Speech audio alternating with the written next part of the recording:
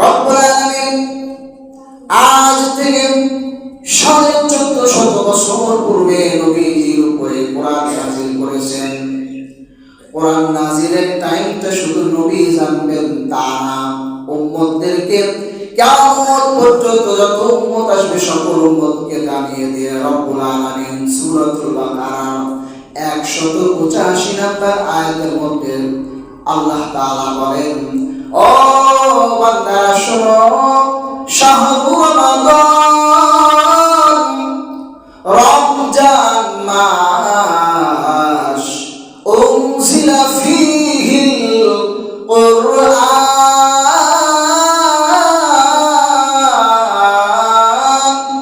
যে রমজান মাস সমাগত, যে রমজান মাসটা আসন্ন, ওই রমজান মাসের ব্যাপারে রব্বুল আলামিন ডাক দিয়ে বলেন, শোনো, উনজিলা ফীহিল কুরআন, এই রমজান মাসে কোরআন কালামুল্লাহ নাযিল হয়েছে। বলেন সুবহানাল্লাহ। এই কোরআন আল্লাহ রব্বুল আলামিনের জবানের বাণী। এই কোরআনটা যেমন আল্লাহর পক্ষ থেকে লিখিত, লৌহে মাহফুজে সংরক্ষিত, এই কোরআন আল্লাহর জবান, আল্লাহর জবানের উচ্চারিত কোরআন। এই কোরআনের দাম অনেক বেশি, আল্লাহ রব্বুল আলামিনের দাম যেমন অনেক বেশি, শুধু অনেক বেশি না, এই দুনিয়ায় আমরা যা কিছু দেখি আর যা কিছু না দেখি, সব কিছুর চাইতে আল্লাহ রাব্বুল আলামিনের দাম বেশি, আল্লাহর সম্মান বেশি, আল্লাহর মর্যাদা বেশি। কথা বলে ঠিক কিনা? আল্লাহ রাব্বুল আলামিন যেমন আল্লাহু আকবার, সবাই বলেন আল্লাহু আকবার।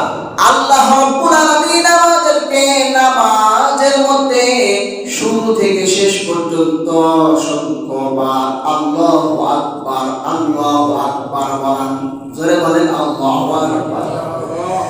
মানে হলো এই কথার সাক্ষী আমরা 5 ওয়াক্ত নামাজে, 4 রাকাত নামাজে, কখনো 12 রাকাত নামাজে, কখনো 4 থেকে 8 রাকাত নামাজে, কখনো 7 রাকাতে, কখনো 5 রাকাতে, কখনো 17 রাকাত, 15 রাকাত নামাজের এক এক রাকাতে আল্লাহ রাব্বুল আলামিন অসংখ্য বার, বহুবার করে আল্লাহু আকবারের ধ্বনি শোনান, আমাদেরকে আল্লাহু আকবারের ধ্বনি করান। আবার মুয়াজ্জিনের কণ্ঠে আল্লাহ রাব্বুল আলামিন তার এই বক্তের কথা 5 ওয়াক্তে জারি করে দেন। এই কথা শিখান, আল্লাহু আকবার, আল্লাহ সবার চাই বড়, আল্লাহ সিয়াদের চাইতেও বড়, আল্লাহ মেম্বারের চাইতেও বড়, আল্লাহ এমপি মন্ত্রী প্রাইম মিনিস্টারের চাইতেও বড়, রাজা মহারাজা মহাশক্তিধর আমরা তাকে দেখি দুনিয়ার বুকে সুপার পাওয়ার যার। আল্লাহ এই কথা বুঝান আর শিখান, ওই নামাজে দাঁড়ায়া দাঁড়ায়া তুমি বলবা আল্লাহু আকবার। না না, এমপি মিনিস্টার প্রাইম মিনিস্টার রাজা মহারাজা সবচেয়ে বড় না, সব চাইতে বড় তিনি কে? জয় বলেন, সব চাইতে বড় তিনি কে? এই জন্য আল্লাহর হুকুম সবার হুকুমের চাইতে দামি। আল্লাহ রাব্বুল আলামিন ডাক দিয়ে বলেন, ফালা উকসিমু বিমা তুবসিরুনা ওয়া মা লা তুবসিরুন।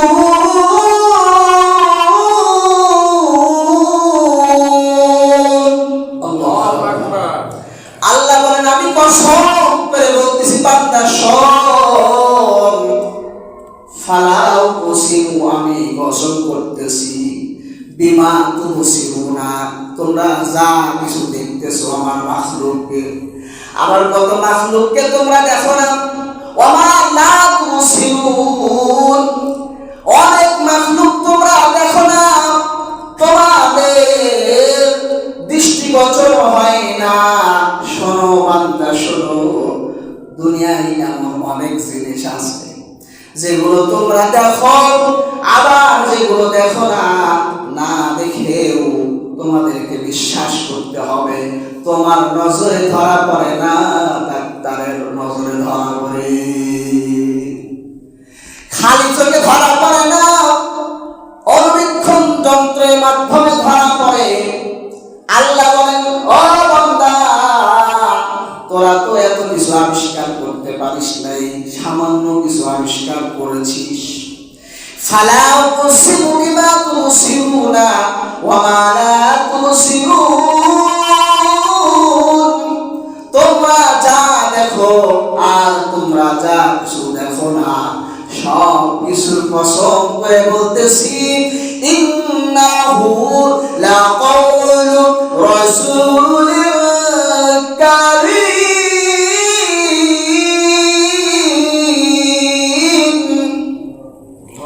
আল্লাহ রাব্বুল আলামিন কোরআনের কথা বলেন, আল্লাহ রাব্বুল আলামিন ডাক দিয়ে বলেন, শোনো, তানসীলুম মির রাব্বিল আলামিন।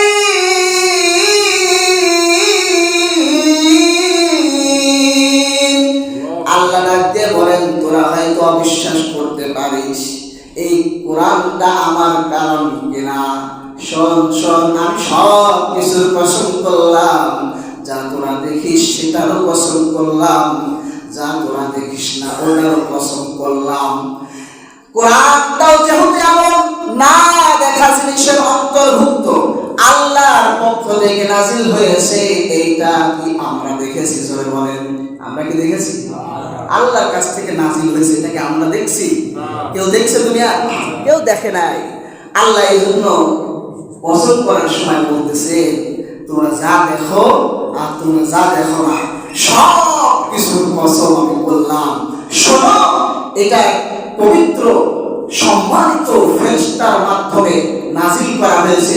রব্বুল আলামিন বিশ্ব জগতের প্রতিপালকের পক্ষ থেকে কোরআন নাজিলকৃত। বলেন আল্লাহু আকবার। আল্লাহ রাব্বুল আলামিন বলেন, ওমা হুয়া বিকাউলি শাইর, এটা কোন কবিতা না। ক্বালিলাম মা তুমিনুন,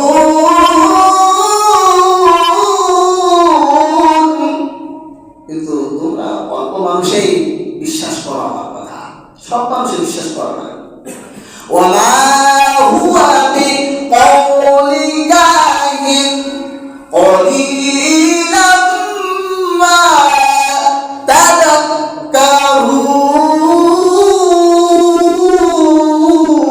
তাযাক্কারুন, এটা কোনো গণকেরও কথা না, জ্যোতিষের কথা না, জ্যোতির্বিদদের কথা না, কিন্তু তোমরা অল্প মানুষই উপদেশ গ্রহণ করে থাকো। আল্লাহ রাব্বুল আলামিন বুঝি বুঝালেন এই কথার মাধ্যমে। আল্লাহ রাব্বুল আলামিন কসম করে বুঝায় দিলেন, কোরআন হলো আল্লাহর পক্ষ থেকে নাযিলকৃত, আল্লাহ রাব্বুল আলামিনের জবানের কালাম। আল্লাহ যেমন সব মাখলুকের চাইতে দামি, আল্লাহ যেমন সব মাখলুকের চাইতে দুনিয়াবাসীর সবার চাইতে সেরা শ্রেষ্ঠ, ওই রকম ভাবে আল্লাহর কালাম সব কালামের উপরে। আল্লাহ রাব্বুল আলামিনের কথা দুনিয়ার যত রাজা বাদশাহ, এমপি মন্ত্রী, যত নেতা নেত্রী, সবার কথার চাইতে যার কথার দাম বেশি, যার কথার মূল্যায়ন দিতে হবে, তিনি কে? তার সেই কথাটার নাম কি? কোরআন। তার কথার নাম কি? আল্লাহ রাব্বুল আলামিন বলেন, রমজানে আল্লাহ রাব্বুল আলামিন দুইটা জিনিস আমাদেরকে দান করেছেন। কয়টা জিনিস? জোরে বলেন, কয়টা? রমজানে আল্লাহ রাব্বুল আলামিন দুইটা জিনিস দান করেছেন। আর এই দুইটা জিনিস নবীজি বলেন কিয়ামতের ময়দানে বান্দার পক্ষে সুপারিশ করবে। সুবহানাল্লাহ। মুসনাদ আহমদ বর্ণনা, নবী বলেন কিয়ামতের ময়দানে বান্দার পক্ষে বান্দার রোজাটা দাঁড়ায় যাবে। যে বান্দাটা রোজা রেখেছে, রমজান মাস আসার পরে পুরা রমজানের রোজার মধ্যে কোনো অলসতা প্রদর্শন করে নাই, কোনো শৈথিল্যপনা দেখায় নাই, যেই বান্দাটা কোরআন এর হক আদায় করেছে, রোজার হক আদায় করেছে, কিয়ামতের ময়দানে আল্লাহ রাব্বুল আলামিনের সামনে রোজা নিজে একটা আকৃতি নিয়ে দাঁড়িয়ে যাবে আর আল্লাহকে বলবে, আল্লাহ এই রোজাদারকে তুমি মাফ করে দাও, এই রোজাদারকে তুমি যতক্ষণ না জান্নাতে দিবা আমি কিন্তু ছাড়ব না, আমি ততক্ষণ তোমার কাছে সুপারিশের পক্ষে করতেই থাকবো। সুবহানাল্লাহ ওয়া বিহামদিহি। আল্লাহ রাব্বুল আলামিন রোজা ফরজ করলেন রমজান মাসে। আল্লাহ রাব্বুল আলামিন এই রমজান মাসের মধ্যে যেমন রোজা ফরজ করেছেন, রমজানের রোজা আমাদেরকে পালন করতে হবে, রমজানের রোজা আমাদেরকে 30টাই রাখতে হবে। কারণ আল্লাহ রাব্বুল আলামিন ডাক দিয়ে বলেন, রমজান মাসের চাঁদ যখন উদিত হয়ে যাবে তখন প্রত্যেক মুমিন ইমানদার প্রত্যেক মুসলমানের জন্য ফরজ হলো, প্রত্যেক মুসলমানের জন্য ফরজ করে দেওয়া হয়েছে রোজা রাখা। সুবহে সাদিক থেকে নিয়ে শুরু করে গুরুবে শামস সূর্যাস্ত পর্যন্ত পানাহার থেকে বিরত থাকতে হবে, স্ত্রীর কাছে যাওয়া, স্ত্রী সহবাস করা থেকে বিরত থাকতে হবে। আল্লাহ রাব্বুল আলামিন ফরজ করে দিয়ে বললেন, ফামান শাহিদা মিনকুমুশ শাহরা ফালইয়াসুম, যে ব্যক্তি এই রমজান মাস পায় সেই ব্যক্তি যেন এই রমজানের রোজা পালন করে। তাহলে রমজানের রোজা রাখা এটা নফল নাকি ফরজ? সুন্নাত নাকি ফরজ? ফরজ। রমজান এর রোজা ফরজ হওয়া যারা অস্বীকার করবে তারা কাফের হয়ে যাবে। বলেন নাউযুবিল্লাহ। কারণ নবী বলেন, বুনিয়াল ইসলামু আলা খামসিন, ইসলামের বুনিয়াদ, ইসলামের ভিত্তি হলো 5টা জিনিসের উপরে। কয়টা জিনিসের উপরে জোরে বলেন? কয়টা জিনিসের উপরে বুনিয়াদ? 5টা। নবী আবার ডাক দিয়ে বলেন, শাহাদাতি আল্লা ইলাহা ইল্লাল্লাহ ওয়া আন্না মুহাম্মাদুর রাসূলুল্লাহ ওয়া আন্না মুহাম্মাদার রাসূলুল্লাহ। নাম্বার 1 হলো এই কথার সাক্ষ্য প্রদান করা আল্লাহ ছাড়া কোনো মাবুদ নাই, একমাত্র মাবুদ তিনি, আর সাক্ষ্য দেওয়া মুহাম্মাদুর রাসূলুল্লাহ আল্লাহর বান্দা এবং তার রাসূল। নাম্বার 2 হলো ওয়া ইকামিস সালাত, নামাজ প্রতিষ্ঠা করা। নাম্বার 3 হলো ওয়া ইতাইস যাকাত, যাকাত আদায় করা। নাম্বার 4 হলো ওয়াল হজ্জ, বাইতুল্লাহ হজ করা। নাম্বার 5 হলো সাওমে রমাদান, রমজান মাসের সিয়াম পালন করা।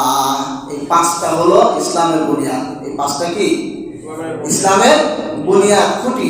হজ এবং যাকাত, হজ এবং যাকাত বুনিয়াদ হওয়া সত্ত্বেও অনেকের উপরে ওয়াজিব না, অনেকের উপরে ফরজ না। হজ এবং যাকাত অনেকের উপরে ফরজ না, ইসলামের বুনিয়াদ হওয়া সত্ত্বেও। তাহলে সব মানুষের উপরে 3টা জিনিস ফরজ। কয়টা জিনিস? ধনী হোক গরিব হোক সবার উপরে। ধনীদের উপরে বুনিয়াদ 5টা আর গরিবের উপরে 3টা। 1 নম্বর হলো কালিমার সাক্ষী দেওয়া, নাম্বার 2 হলো নামাজ প্রতিষ্ঠা করা, আর নাম্বার 3 হলো রমজানের আর হজ আর যাকাত। এটা হলো ধনাঢ্য ব্যক্তি, ধনী ব্যক্তিদের উপরে। এই জন্য সেই রমজান মাস আমাদের কাছে আসন্ন, রমজান মাস আমাদের কাছে সমাগত। এই রমজানের প্রস্তুতি আমাদেরকে গ্রহণ করতে হবে। রমজানের প্রস্তুতির মধ্যে নাম্বার 1 বললাম শাবান মাসের তারিখ গণনা করা, কবে রমজান শুরু হবে আর কবে শাবান শেষ হবে। নাম্বার 2 হলো যেই দিন শাবান মাসের 29 তারিখ হয়ে গেল, শাবান মাসের যখন 29 তারিখ হয়ে গেল, ওই দিন সন্ধ্যা বেলায় চাঁদ উঠে কিনা এই খোঁজাখুঁজি করা। এটা হলো সুন্নাত। এটা কি চাঁদ খোঁজাখুঁজি করতে হবে। আমরা তো ফেসবুকে মোবাইলের মধ্যে খোঁজাখুঁজি করি, চাঁদ আকাশে খোঁজাখুঁজি করতে হবে, এটা হলো নবীর সুন্নাত। আমরা টেলিভিশনের মধ্যে খোঁজাখুঁজি করি না, নবীজি বলেন বাহিরে একটু খোঁজাখুঁজি করতে হবে। এটা নবীর সুন্নাত, বড় অবহেলার শিকার। তাহলে 2 নাম্বার করণীয়, রমজানের চাঁদ উঠতেছে এটা সচক্ষে দেখার জন্য ফিকির করা। কারণ নবীজি বলছেন সুমু লিরুয়াতিহি, চাঁদ দেখে তোমরা রোজা রাখো। যেজন্য যার সম্ভব হয় একটু চাঁদ দেখার চেষ্টা করা। যদিও শহর এলাকায় ধুলাবালিতে ভরপুর, গাছের ছায়া, বিল্ডিং ইত্যাদি গাছের আড়ালের কারণে দেখা যায় না, তবুও যার যার সাধ্য অনুযায়ী একটু চেষ্টা, ফিকির থাকা। আল্লাহ কবুল করলে হয়তো অনেক সময় দেখাও হতে পারে। ফিকিরই যদি না থাকে তাহলে দেখা সম্ভবই না কোনখানে। তাহলে 2 নাম্বার করণীয় হলো রমজান মাসের চাঁদ দেখা। যেই দিন শাবানের 29 তারিখ শেষ হয়ে যাবে, ওই দিন সন্ধ্যা বেলায় রমজানের চাঁদ দেখার চেষ্টা করা। নাম্বার 3, যেই আমলটা করতে হবে, যখনই আমরা রমজানের চাঁদ দেখে ফেললাম, চাঁদ দেখার পরে নবী আমার যেই দোয়াটা আমাদেরকে শিখাইছে, ওই দোয়াটা জবানে উচ্চারণ করে করে করতে হবে। আমার সঙ্গে সঙ্গে বলেন আল্লাহুম্মা আহিল্লাহু আলাইনা বিল ইউমনি ওয়াল ঈমান ওয়াস সালামতি ওয়াল ইসলাম রব্বি ওয়া রব্বুকাল্লাহ। চাঁদ দেখা মাত্র নবীজি এই দোয়া করতেন আর বলতেন, হে আল্লাহ, হে আল্লাহ, এই চাঁদটা, এই যে নতুন চাঁদ উঠতে হলো, এই চাঁদটাকে আমাদের জন্য বরকতের কারণ বানান। এই চাঁদ তাকে বরকতের কারণ বানান। এই চাঁদের সঙ্গে আমাদের ঈমানের সম্পর্ক জড়িয়ে দেন। এই চাঁদ উঠল, নতুন চাঁদ, এইখানে আমাদের শান্তি হিতু করে দেন। এই নতুন চাঁদের সঙ্গে যতদিন পর্যন্ত এই মাস আছে, মাসটা নিরাপদে কাটানোর তৌফিক দিয়েন এবং ইসলাম অনুযায়ী চলা এই চাঁদের তৌফিক আপনি দিয়ে দিয়েন। আর চাঁদকে ডাকতে বলা রব্বি ওয়া রব্বুকাল্লাহ, চাঁদকে লক্ষ্য করে করে বলা, হে চাঁদ শোন, আমার রব আল্লাহ, তোমার রব হলেন যিনি, তিনি কে জোরে বলেন, বলেন। এই দোয়াটা বলা, এই হলো 3 নাম্বার করণীয়। নাম্বার 4 হলো যখন চাঁদ থেকে ফেললাম, এইবার নবীজি ডাকতে বলেন, রমজান মাস তো শুরু হয়ে গেছে, রমজানের চাঁদ উঠে গেছে, নবীজি আবার ডাকতে বলেন, মান কামা রমাদান ঈমানান ওয়া ইহতিসাবান গুফিরা লাহু মা তাকদ্দামা মিন যামবি। এইবার রমজানের রাত্রি জাগরণ করা, এটা নবীজি বলেন, আমি সারাইতুলাকুম কিয়ামাহু, রমজানের রাত্রি জাগরণ করা, তার সালাত আদায় করা আমি তোমাদের জন্য সুন্নাত করে দিলাম। সুবহানাল্লাহ। কয় নাম্বার আমল? 4 নাম্বার আমল যে আমরা কি করব? চাঁদ দেখবো যেই সন্ধ্যায়, ওই রাতে আমরা শুরু করে দেব সালাতুল তারাবিহ, তারাবির নামাজ আমরা শুরু করে দেব। তাইলে কি হবে? নবীজি ডাকতে বলেন, গুফিরা লাহু মা তাকদ্দামা মিন যামবি, তার জীবনের পূর্ব জীবনের যত গুনাহ খাতা আছে যে ব্যক্তি যত্নবান হবে তারাবির নামাজে জীবনের গুনাহ খাতাগুলো আল্লাহ মাফ করে দিবে। 4 নম্বর। 5 নম্বর আমল, আর তারাবির মধ্যে কোরআন খতম করতে হবে। এটা ফকিহগণ বলেছেন এটা হলো সুন্নতে মুআক্কাদা, খুবই গুরুত্বপূর্ণ। অবহেলায় অলসতায় ছেড়ে দেওয়া এটা মাকরুহ, এটা গুনাহের কাজ। অবহেলায় ছেড়ে দেওয়া আর কোন কারণবশত ছেড়ে দিলে এটা সমস্যা নেই, গুনাহ হবে না। 5 নাম্বার আমল, যখন এইবার প্রথম তারিখ সাহেব সময় চলে আসছে, 5 নাম্বার আমল হলো সাহরি করা, রোজা রাখার উদ্দেশ্যে প্রথম রোজাটা রাখবো আমরা, তার আগে সাহরি করব। নবীজি আমার ডাক দিয়ে বলেন فإن السحور فيه بركة فاسهروا تسحروا তোমরা সেহরি করো, কারণ সেহরির মধ্যে রয়েছে বরকত। তাহলে 5 নম্বর কাজ হলো আমরা রোজা রাখার জন্য সেহরি খাবো, 5 নম্বর আমল। নাম্বার 6 হলো রোজা রাখা, এটা হলো কয় নাম্বার? 6 নাম্বার। 7 নাম্বার আমল পর্যন্ত আজকে আলোচনা শেষ করে দেব। নাম্বার 7টা বলার জন্য আমি আয়াতটা খুতবার শুরুতেই বলেছি। আল্লাহ বলেন শাহরু রমাদানাল্লাযী উনজিলা ফীহিল কুরআন।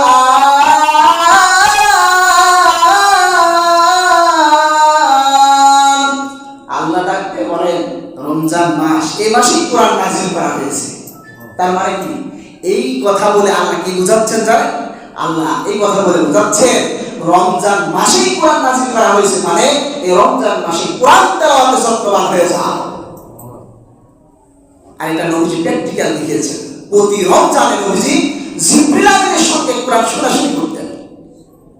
গোটা কোরআন যতটুকু নাযিল হয়েছে গোটা কোরআন জিবরিল আমিনকে নবী শোনাইতেন, জিবরিল আমিন নবীজিকে শোনাইতেন। এই জন্য কোরআনের কারিমের তেলাওয়াতের আমল বিশেষভাবে জারি করতে হবে, চালু করতে হবে রমজান মাসে। তাহলে এই প্রস্তুতি 7টা প্রস্তুতি আমাদের স্মরণ থাকতে হবে ইনশাআল্লাহ। 7টা প্রস্তুতি আমাদের স্মরণ থাকতে হবে ইনশাআল্লাহ। বিশেষ করে যারা কোরআন আমরা বাড়িতে ঘরে আর তুলে রাখবো না, নিয়ত করবো কমপক্ষে 1 পারা করে হলেও দৈনিক 30 দিন 30 পারা করে হলেও রমজান একটা খতম দিব। আল্লাহ তাওফিক দিন, সকলে বলেন আমিন। ওয়া আখিরু দাওয়ানা আলহামদুলিল্লাহি রাব্বিল আলামিন।